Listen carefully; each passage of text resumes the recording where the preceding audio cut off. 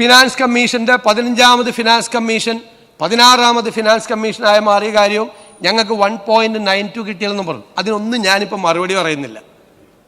ഈ സംസ്ഥാനത്തെ തന്നെ വിസ്മയിപ്പിക്കുന്ന ഒരു ധവളപത്രം സംസ്ഥാനത്തിൻ്റെ സമ്പദ് വ്യവസ്ഥയെക്കുറിച്ച് വരുന്നുണ്ട്. മനസ്സിലായോ? വരുന്നുണ്ട്.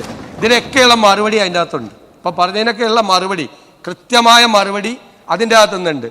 അന്ന് കേന്ദ്രത്തിൽ നിന്ന് എന്ത് കിട്ടി, ഇന്ന് കേന്ദ്രത്തിൽ നിന്ന് എന്ത് കിട്ടുന്നില്ല എന്നൊക്കെയുള്ള കാര്യം ഞാനത് വൈറ്റ് പേപ്പറിൽ സഭയുടെ മുമ്പിൽ വെക്കേണ്ട ഒരു സുപ്രധാനമായ രേഖയാണ്. ആ വൈറ്റ് പേപ്പറിലുള്ള കാര്യങ്ങൾ എനിക്ക് പറയാനുള്ള പരിമിതികളുണ്ട്. അത് അനൗചിത്യവുമാണ്, ഒരു ഇംപ്രോപ്രൈറ്റി അതിൻ്റെ അകത്തുണ്ട്, അത് നേരത്തെ പറഞ്ഞാൽ.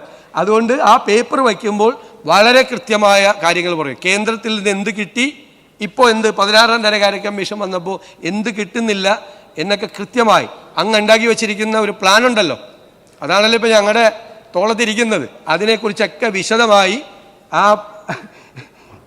ഫിസ്ക്കൽ ഹെൽത്തിനെ കുറിച്ച് ഞങ്ങളതൊരു it's not a political paper, അത് ഈ കേരളത്തിൻ്റെ സാമ്പത്തിക ആരോഗ്യത്തെക്കുറിച്ചുള്ള കൃത്യമായ പേപ്പറാണ്. അതിനുള്ള മറുപടി ഉണ്ടാവും.